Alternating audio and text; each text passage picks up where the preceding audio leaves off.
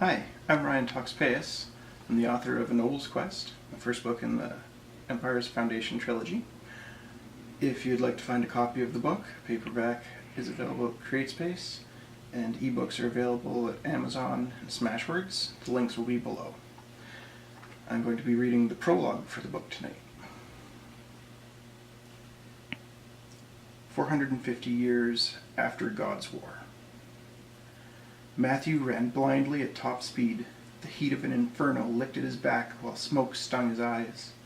He knew he was reaching the outer edge of the smoky cloud as he saw the faint glow of his sword through his tears. Unable to hold his breath any longer at a full run, he was forced to inhale and draw the acrid smoke into his lungs. He coughed violently but kept running. His only thought was of escape. He needed to stay alive long enough to warn his allies. For 8 hours, Matthew Strongblade, humanity's greatest champion and hero, had battled in the Two Towns mountain pass against the invading armies. His troops were dead, including one of his descendants, Vincent Strongblade, who had fought valiantly until the end. Had the past 200 years of Matthew's life not been magically extended, he would have fallen with them. But he had studied warfare since his youth, when he had been forced to take up his trusty blade against heartless slavers. Now a new enemy sought to overthrow humanity once more, and Matthew feared he had not the strength left to stop them.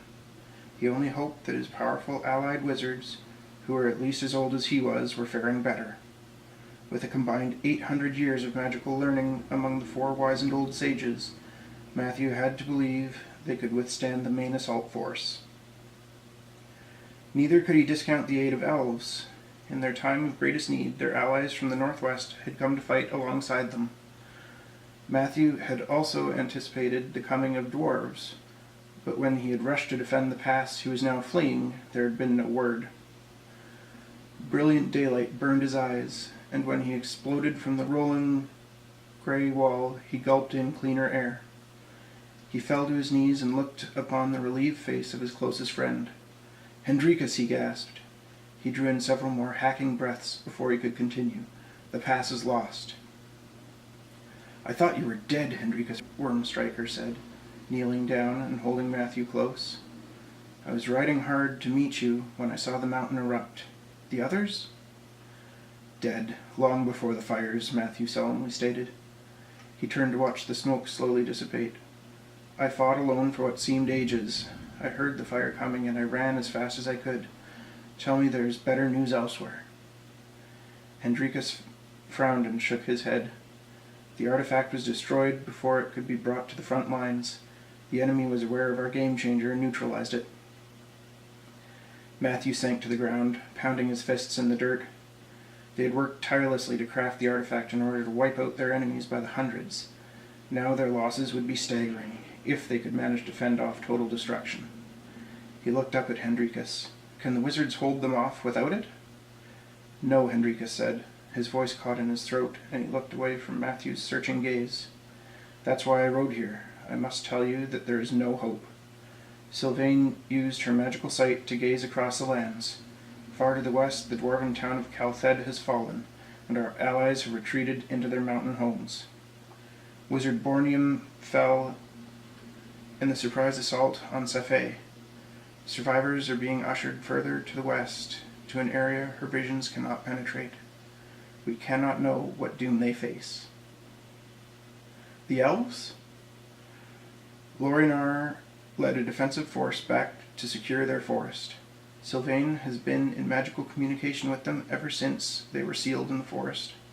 Apparently Jordak summoned some mighty powerful creatures to fend off the invaders, and gave his own life in a sacrificial ritual to shield their woodland home. However, that shield works both ways, and Lorinar is unable to return. A few hundred elves remain with us, but they are hard-pressed. They may have centuries of experience, but they are few in number. Whereas our enemies appear to be limitless, Matthew finished. He knew his friend's mind. One could not share 2 centuries without being able to finish the other's thoughts. "Take my sword," Matthew said. He unbuckled the ornate leather sheath decorated with mithril filigree and slid his glowing blade inside. "It must be preserved." "Madness," breathed Hendrikus. You'll need it again before the hour is past. Once those fires burn out, they will come. If they wait that long. Matthew and Hendrikus shared a long look before Hendrikus unsheathed his Strongblade.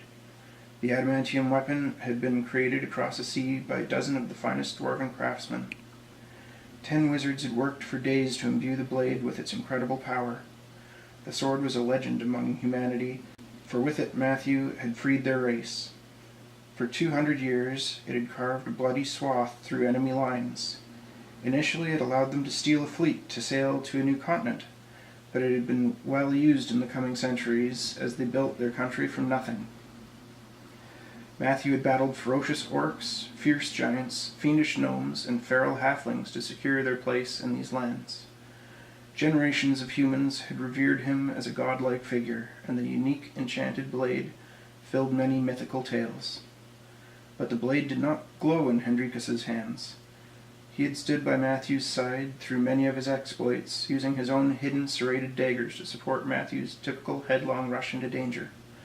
He slid the sword home and looked up at Matthew with misted eyes. Matthew decided, "Please, I beg you. I can fight with any blade, but when I die this day, I cannot allow my sword to fall into their grasp. It must be preserved. Once it enabled escape for our people. If this enemy does not kill us all, but takes survivors to the west, perhaps my sword will find its way into worthy hands once more, and help to turn the tide against this new foe." "You mean for me to take it to the elves, then?" Matthew nodded. The elves were the only race with lifespans long enough to hold on to his memory, if his country fell. Elves would be ideal keepers of the sword. He looked round the base of the pass and noted the enemy and friendly bodies littering the area. This is where their fight had begun hours ago. They had pushed their adversaries back and held the pass, and now it appeared the fight would end where it had started. Matthew picked up the steel blade of one of his fallen men. "I should be fighting beside you. This feels wrong," Hendrikus said. "It's all wrong, Hendrikus. We worked for 200 years to secure our new country, and now it is on the brink of collapse." "No, this is not how it should end, but perhaps this end is but a new beginning. It may take generations before our people sing songs of freedom, but this time will come. The human spirit is too powerful to be crushed forever. But in this moment, when darkness threatens to snuff us out, I need you to keep the Strongblade safe. Take it to the elves, my friend. I am certain your part in this fight is not yet over, and you will avenge me. But I must hold them here as long as possible so the others can regroup, if they are to have any chance to turn the tide of this war." "Always you think of others before yourself," Hendrikus said. He hung his head, his hands slowly closing around Matthew's scabbard. "If I were in your place—" "Do not think about it," Matthew interrupted. "Go. The searing flames have spent their fuel. They will be marching here soon." "Be safe," Hendrikus offered, as he had hundreds of times before, but Matthew knew this was their final farewell. "Thank you," he uttered softly, before turning back to the pass, sword in hand. Hendrikus remained unmoving for a moment, and Matthew knew his friend was still trying to think of a way to change his mind. But in the end, Hendrikus's footsteps moved quickly and quietly off to the east, back in the direction of their people. Matthew did not have to wait long. The figure of a lone woman soon emerged from the wispy smoke up the pass. She strode forward dressed in gleaming golden scale armor. A claymore rested easily on her shoulder. Her brilliant green eyes locked on Matthew and did not waver. Matthew sensed that she was more than she appeared. Having lived as long as he had, he was intuitively aware of the agelessness of others who counted time in centuries instead of years. "You lived," her melodic voice betrayed neither surprise nor fear. Matthew adopted a forward-facing stance, holding his deceased soldier's longsword in both hands. He marked her smooth gait. Her lithe form held more power than seemed possible, swinging her large sword back and forth before her. He thought of his own sword and how over time it had become a part of him. "I will give you a warrior's death," she said, coming to a stop several paces away. Her eyes, like his, were cold and calculating.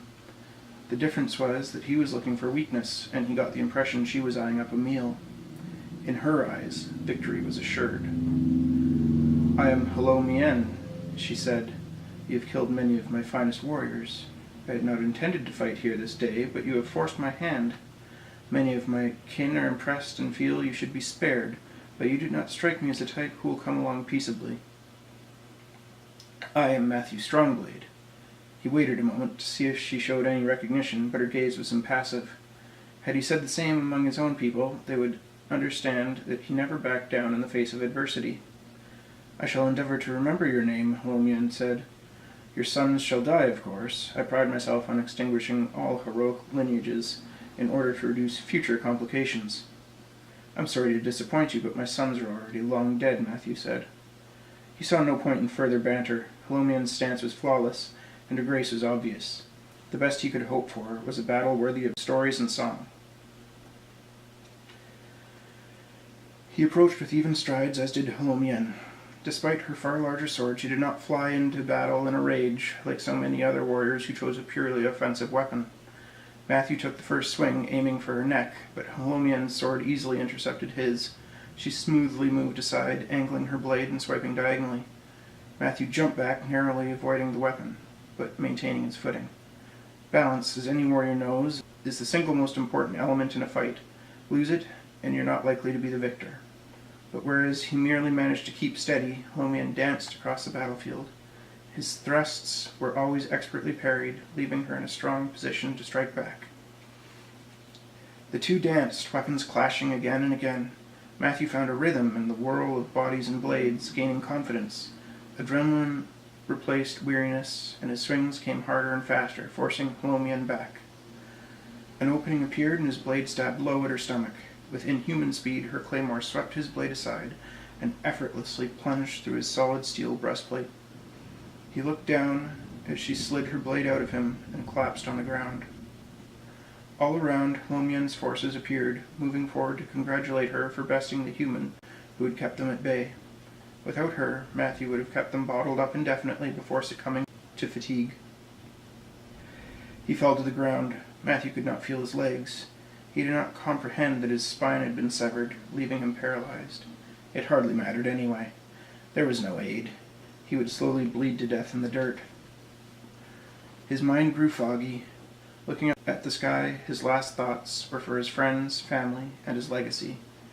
He wished Hendrikus safe passage as he spirited the Strongblade to the elves. In their care, one day his sword would avenge him and bring his people the freedom they deserved. Thank you for watching.